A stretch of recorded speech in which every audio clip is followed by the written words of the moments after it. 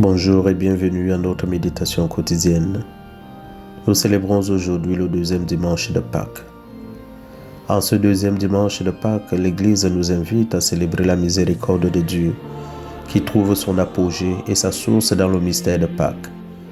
L'évangile que nous avons écouté raconte la première et la deuxième Pâques, comme pour commencer l'écoulement du temps, à travers les dimanches qui se sont succédés jusqu'à aujourd'hui. Dans chaque liturgie dominicale, la rencontre avec le ressuscité a lieu. Jésus vient et se tient au milieu d'eux.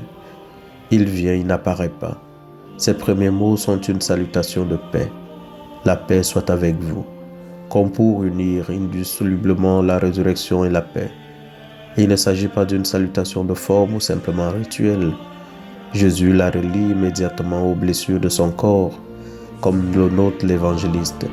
Après cette parole, il leur montra ses mains et son côté. Il n'y a pas de Pâques sans blessure, et pour nous croyants, il n'y a pas de blessure sans Pâques, sans résurrection. En énumérant les nombreuses blessures, les innombrables crucifiés, nous ne pouvons pas ne pas commencer par les guerres. L'évangile de Jean, après avoir raconté le premier dimanche, raconte le dimanche suivant où l'apôtre Thomas, crédule lors du premier récit de Pâques, est également présent. Ce n'était pas un mauvais disciple, au contraire, il était généreux. Quelques jours plus tôt, lorsqu'il s'agit d'aller voir Lazare gravement malade, il dit au nom de tous, « Allons-y nous aussi, pour mourir avec lui. » Mais il était trop sûr de lui, de ses convictions, au point de répondre aux autres qui lui disaient avoir vu le Seigneur ressuscité.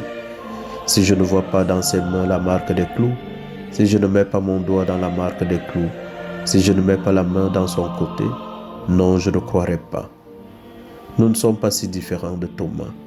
Sûrs de nous, de nos sentiments, nous aussi comme lui, nous avons besoin de rencontrer à nouveau le Seigneur, de l'entendre, de le voir, de le toucher et de faire l'expérience de Pâques.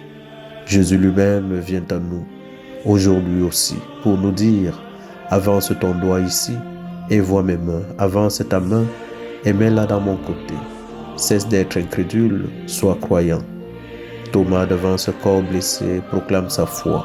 « Mon Seigneur et mon Dieu. » Il la professe comme personne ne l'avait jamais fait auparavant. Pas même Pierre, Jésus s'adressant à lui et à tous ceux qui le rejoindront, à nous aussi ajoute « Parce que tu m'as vu, tu crois. Heureux ceux qui croient sans avoir vu. » C'est la dernière béatitude de l'Évangile et c'est la nôtre. Oui, la foi après Pâques vient de l'écoute de la parole de Dieu, de la vue et du toucher des plaies des hommes. Dans ce dimanche de la miséricorde, nous découvrons Jésus qui envoie ses disciples en mission. Il revient à nous dans l'humilité, nous donnant la vie qui ne meurt plus. Par l'Esprit Saint, il nous transmet un amour nouveau.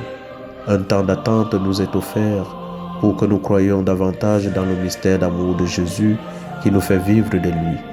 Dans ces 50 jours de prière, nous demandons que l'Esprit Saint soit donné, ce lien d'amour unique et irremplaçable, pour que la paix soit avec nous. La vie nouvelle du ressuscité va animer progressivement le corps de toute l'humanité. Cette vie porte avec elle une espérance grandissante, une foi et un amour qui ont traversé la mort. Cette vie d'amour nous fait demeurer dans la vérité. Elle nous ramène à notre Père.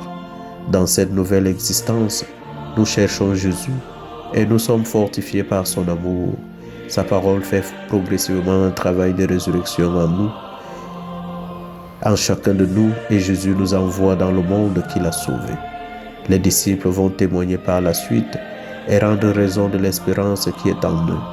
Jésus leur donne son Esprit Saint, le Paraclet qui témoigne en sa faveur.